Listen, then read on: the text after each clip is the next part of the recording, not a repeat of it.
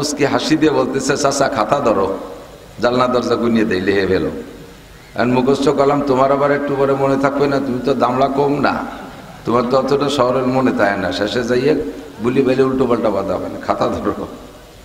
খাতা ধরায় লেখাইছে জানলা কয়টা, দরজা কয়টা, কোন জানলায় পাল্লা কয়টা, তার কাঠ কয়টা, রড কয়টা, সিক কয়টা, সব লেখাই দিছে। লাস্টে আর একটা অতিরিক্ত লেখাই দিছে, কাকা ওই কাবা বাইতুল মুকাদ্দাসের সামনে একটুকু একটা উঁচু এই পিলারের মতো একটা পাথর আছে, ওর গলায় দেখি একটা ফুটো আছে। ও ফুটোটা আগে ছিল না, আমি ওই যে জিব্রাইলের আমি গেলাম তো, তা আমারে জিব্রাইল মসজিদের মধ্যে ঢুকাই দিয়া বুরাকটা বানবে কৃষির সাথে, তো ওই খুঁটিতে তেলে বাংলি হয়তো ছুটে যেতে পারে, এই জন্য আঙ্গুল দিয়ে খোসা দিয়েছে, ওই পাথরের গলা ফুটো হয়ে গেছে, ওর মধ্যে রশি বড়ি দিয়ে বান্ধি দিতেছিল। ওইটা একটু দেখে আসতি, তুমি যাকে ফাটাবা, নিজে গেলি তো দেখ পাই। যার এক জায়গা জাতি 1-1.5 মাস লাগে পায়ে হেঁটে, তুমি এক রাত্রি এত জায়গা করছো, একের কাছে কইও না। তো হুজুরকে কাকা জান আমি গেছি তো, কয় সে গেছো তুমি গেছো, কিন্তু এই কথা কবা না, এটা আমরা বিশ্বাস করি না। যদি তুমি সত্যি বাইতুল মুকাদ্দাস যাইয়ে থাকো, তাহলে কদি বাইতুল মুকাদ্দাসের জালনা দরজা কয়টা? কত বড় ফাজিল চিন্তা হতে পারে। আপনি আপনার শ্বশুর বাড়ি যান, বিয়ে বাড়ি যান, জামাই বাড়ি যান, ও বাড়িকে জালনা দরজা গুনতে যান নাকি? এমনকি আমরা নিজেরা যে ঘর বাড়ি বানাইছি, আমার ঘর, আমি যে ঘরটায় নিজে বেশিরভাগ অবস্থান করি, এ ঘর সবই আমার তৈরি করা, আমার আব্বার আমলে কিছুই নাই, আমি পাইনি।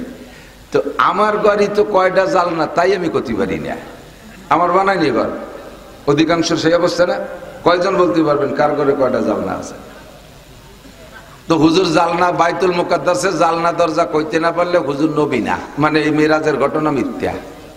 হুজুর তো সত্যি বাইতুল মুকাদ্দাসে জালনা দরজা গুনতে যাই নাই, হুজুর গেছে যেভাবে নেওয়ার দরকার নিয়েছে, জিবরিল বুরাকে চড়াইয়া সম্মানের সাথে মেহরাবের মধ্যে দাঁড় করে দিয়েছে, পিছনে সমস্ত নবীদের রুহু আর ফেরেশতাদেরকে উপস্থিত করাইয়া, নবীকে দিয়ে 2 রাকাত নামাজ পড়াইয়া, ইমামুল আম্বিয়া ওয়াল মুরসালিন আল মালাকুত, নবী রাসূল এবং ফেরেশতাদের ইমাম বানানো আল্লাহর উদ্দেশ্য, ইমামতি করাই ইমাম বানাই ফেলাইছে।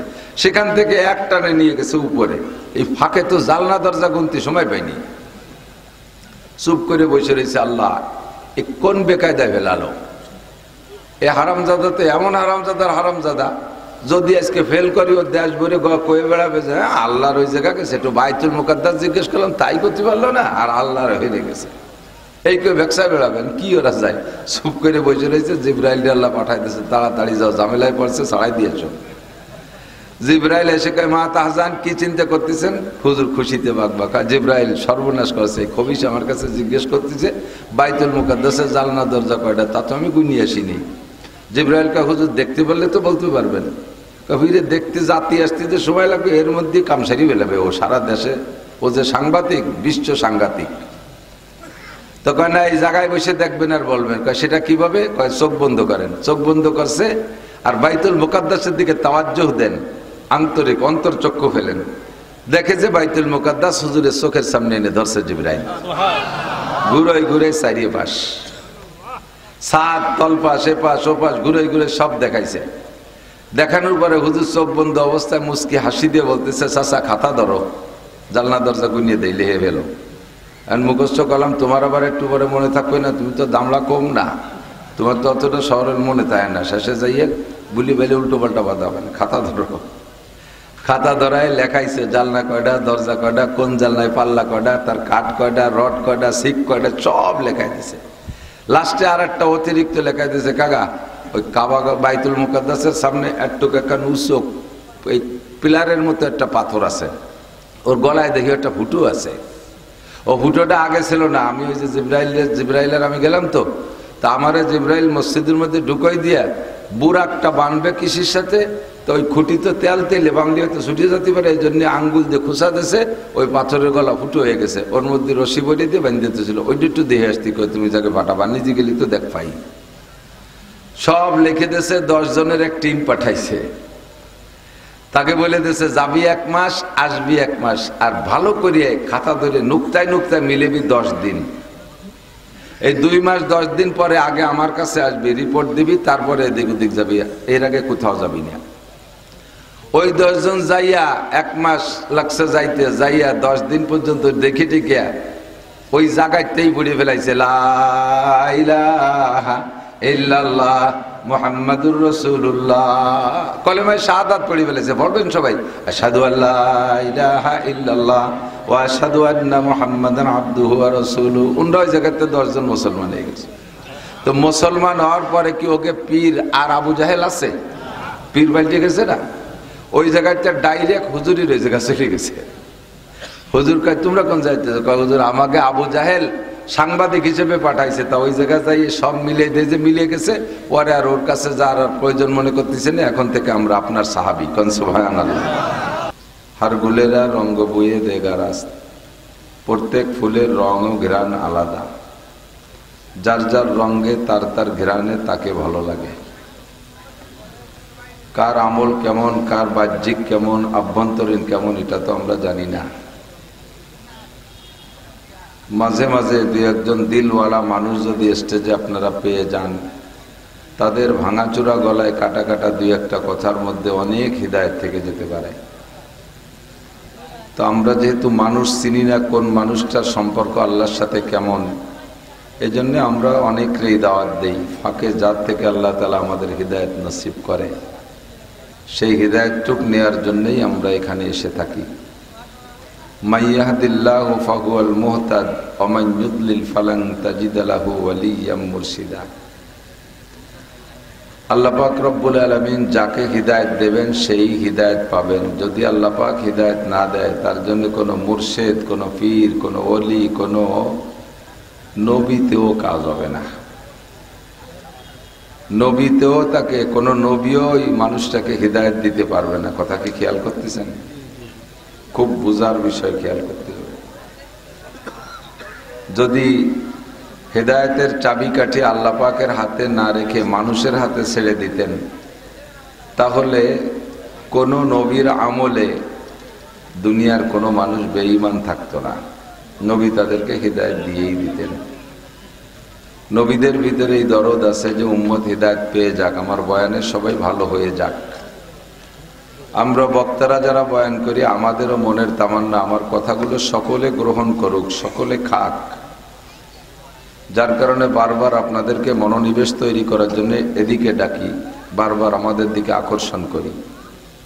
মনের দাবি যে আমি যে কথাগুলো বলতেছি, কথাগুলো আপনিও আমল করতে পারেন, আপনিও বাড়ি নিয়ে যান, সাথে সাথে আমিও যাতে আমল করতে পারি। কিন্তু মুশকিল হলো হিদায়েতের মালিক আল্লাহ। মাইয়াহদিল্লাহু ফাহুয়াল মুহতাদ, সূরা কাহফের আয়াত। আল্লাহ পাক যাকে হিদায়েত দেওয়ার ইচ্ছা করেন সে হিদায়েত পেয়ে যায়। ওয়া মান ইউদ্লিল শব্দ তরজমা হিসেবে আল্লাহ যাকে গুমরাহ করে, ভাষাটা এই তরজমায় করা যাবে না। খেয়াল করেন, কেউ কেউ পথভ্রষ্ট করা, গুমরাহ করা, এই কাজটা কি ভালো কাজ? তো তরজমা হিসেবে হয় ওয়া মান ইউদ্লিল, আল্লাহ যাকে গুমরাহ করে, তার মানে আল্লাহ যাকে হিদায়েত না দেয়, আল্লাহ যাকে হিদায়েত না দেয়, ফালান তাজিদ লাহু ওয়ালিয়্যাম মুরশিদা, তার জন্য কোনো ওলি, কোনো মুর্শিদ, কোনো পীর, কোনো নবী, কোনো পয়গম্বরে কাজ হবে না। যদি তাই হতো তাহলে সারা দুনিয়ায় বক্তা শুরু হয়েছে আদম আলাইহিস সালাম থেকে নিয়ে 2.5 থেকে 3 লক্ষ নবী রসুল সবাই বক্তা ছিলেন। আখেরি বক্তা সাইয়্যিদুল খুতাবা, বক্তা সম্রাট, প্রধান বক্তা বিশ্বনবী মুহাম্মদুর রাসূলুল্লাহ সাল্লাল্লাহু আলাইহি ওয়াসাল্লাম। বুঝতেছেন তো সবাই? খেয়াল করতেছেন?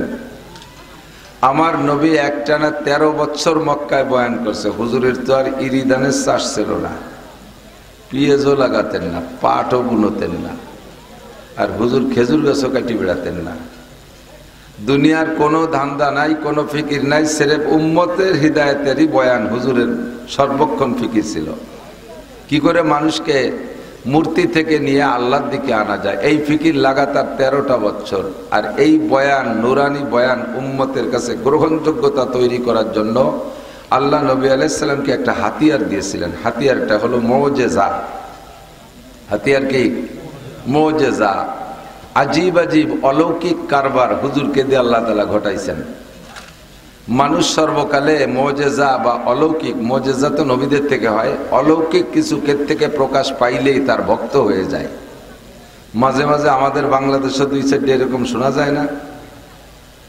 গুড়া পীর, ছাগল পীর, বাঁশের কুঞ্চি কাটিয়ে পানি খালি, তাতে যেন কি কি সার তো সেই বছর উঠলো না, মনে আছে নাকি? কি সার ছিল যেন? করোনা নাকি? করোনা। গোড়া এক প্যারালাইসিসের রোগী বারান্দায় শুয়ে অনেক চিকিৎসা নিয়েছে, কোনো কাজ হয় না। লাস্টে বারান্দায় শুয়ে রয়েছে, ওষুধ তো চলতেই আছে। এর মধ্যে একজনের গোয়ালিতে ঘোড়া একটা ছুটিয়ে এর সিম গাছ, ওর কদু গাছ, ওর লাউ গাছ, ওর মরিচ গাছ, এই পুঁইশাক মুইশাক মাইটি দিয়ে খাইয়ে দিয়া ওই প্যারালাইসিস রুগীর বাড়ি এসে দেয় যে আলগা বারান্দায় ওই বুড়ো শোয়া। আমার আশেপাশে তেমন মানুষ নাই। গোড়া যে কি মনে হইলে যে তার একটু নাক দিয়ে শোকছে, জিব্বে দিয়ে একটু চাটছে। পরে একদিন পর বুড়ো আস্তে আস্তে ভালো হয়ে গেছে। বাস কাম সারা। সারা দেশে প্রচার হয়ে গেছে ঘোড়া কবিরাজ, ঘোড়া কবিরাজ।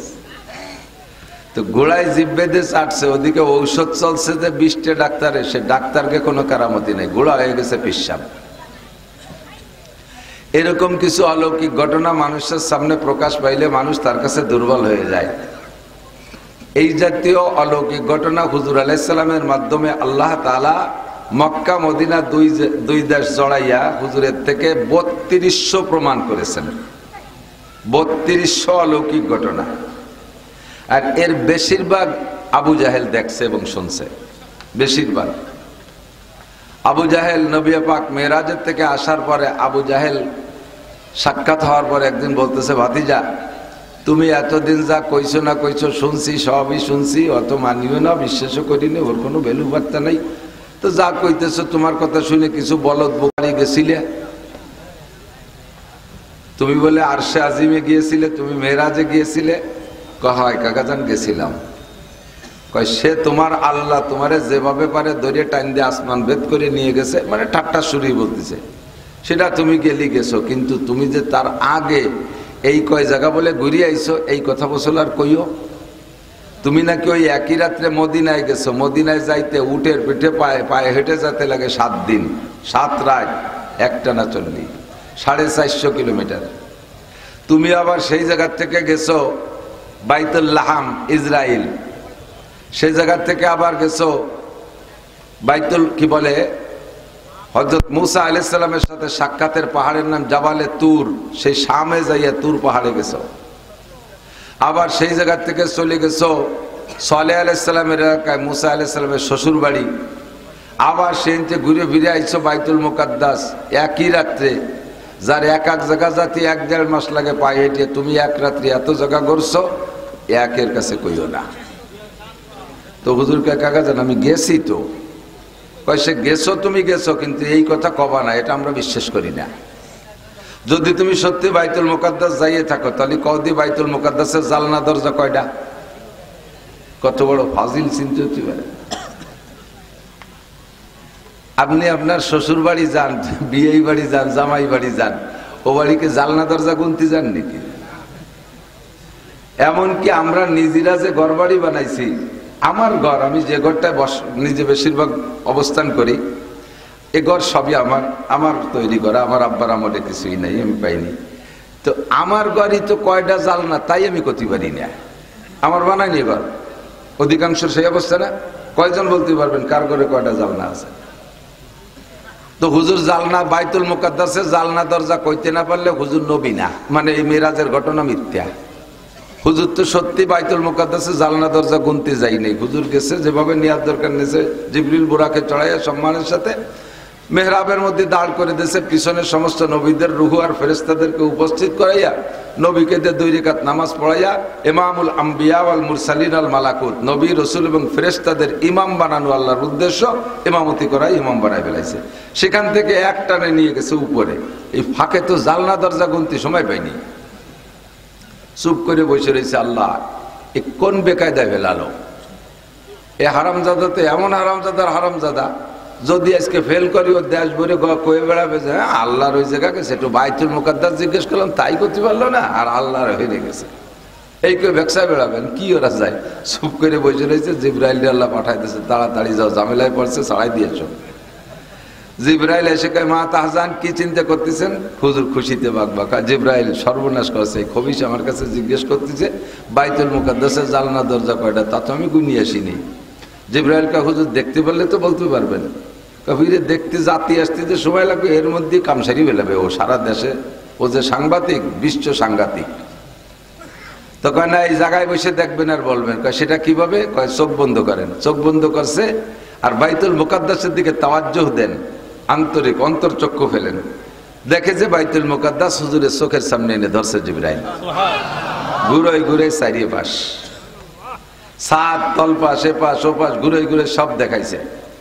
দেখানোর পরে হুজুর চোখ বন্ধ অবস্থায় মুস্কি হাসি দিয়ে বলতেছে, চাচা খাতা ধরো, জানলা দরজা গুনিয়ে দেই লেহে ফেলো। আর মুখস্থ কলাম তোমার আবার একটু পরে মনে থাকবে না, তুমি তো দামলা কম না, তোমার তো অতটা শহরের মনে থাকে না। শেষে যাইয়ে বুলি বেলে উল্টো পাল্টা বাঁধা হবে না, খাতা ধরো। খাতা ধরায় লেখাইছে জানলা কয়টা, দরজা কয়টা, কোন জানলায় পাল্লা কয়টা, তার কাঠ কয়টা, রড কয়টা, সিক কয়টা, সব লেখাই দিছে। লাস্টে আর একটা অতিরিক্ত লেখাই দিছে, কাকা ওই কাবা বাইতুল মুকাদ্দাসের সামনে একটু একটা নুসক, ওই পিলারের মতো একটা পাথর আছে, ওর গলায় দেখি একটা ফুটো আছে। ও ফুটোটা আগে ছিল না। আমি ওই যে জিবরাইলের আমি গেলাম তো, তা আমারে জিবরাইল মসজিদের মধ্যে ঢুকাই দিয়া বুরাকটা বানবে কৃষির সাথে, তো ওই খুঁটিতে তেলে বাংলি হয়তো ছুটে যেতে পারে, এই জন্য আঙ্গুল দিয়ে খুঁচা দিয়েছে, ওই পাথরের গলা ফুটো হয়ে গেছে, ওর মধ্যে রশি বড়ি দিয়ে বান্ধি দিতেছিল। ওইটা একটু দেখে আসতি, তুমি যাকে পাঠাবা, নিজে গেলি তো দেখ পাই। সব লিখে দিয়েছে, 10 জনের এক টিম পাঠাইছে। তাকে বলে দিয়েছে যাবি 1 মাস, আসবি 1 মাস, আর ভালো করিয়ে খাতা ধরে নুক্তায় নুক্তায় মিলেবি 10 দিন। এই 2 মাস 10 দিন পরে আগে আমার কাছে আসবি, রিপোর্ট দিবি, তারপরে এদিক ওদিক যাবি, এর আগে কোথাও যাবি না। ওই 10 জন যাইয়া 1 মাস লাগছে যাইতে, যাইয়া 10 দিন পর্যন্ত দেখি টিকিয়া ওই জায়গাতেই পড়ে ফেলাইছে লা ইলাহা ইল্লাল্লাহ মুহাম্মাদুর রাসূলুল্লাহ, কলেমায়ে শাহাদাত পড়ে ফেলেছে। পড়বেন সবাই, আশহাদু আল্লা ইলাহা ইল্লাল্লাহ ওয়া আশহাদু আন্না মুহাম্মাদান আবদুহু ওয়া রাসূলুহু। ওই জায়গাতে 10 জন মুসলমান হয়ে গেছে। তো মুসলমান হওয়ার পরে কি ওকে পীর আর আবু জাহেল আছে? পীর পাল্টে গেছে না? ওই জায়গাটা ডাইরেক্ট হুজুরের ওই জায়গা চলে গেছে।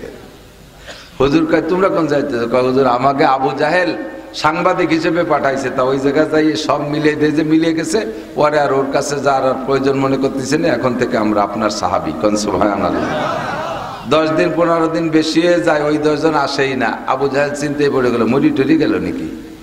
লোক পাঠাইছে চতুর্দিকে, কয় যে না মরে নাই, তাকে তো মক্কার বাজার দিয়ে ঘুরতে দেখতেছি, আর মাঝে মাঝে মোহাম্মদের ওই জায়গা বসা দেয়, কয়টা ধরি নিয়ে সব কটার তো গভর্নর, ওর অর্ডার তো মানতে হবে। পুলিশে যাইয়া ধরে নিয়ে আসে, কয় তোরা ও জায়গা গেলি কে, কথা ছিল না এই জায়গা আসবি? কয় যে তোমার কাছে আসার আর প্রয়োজন মনে করি নাই। খাতায় যা লিখে দিয়েছে মুহাম্মদুর রাসূলুল্লাহ সব পাই টু পাই মিলে গেছে, সে যে আখেরি নবী এর মধ্যে কোনো সন্দেহ নেই। এরপরে কি আর আবু জাহেল কাফের থাকা উচিত? যা বলছে সব মিলে গেছে। এরকম আজিব আজিব 3200 ঘটনা দেখছে।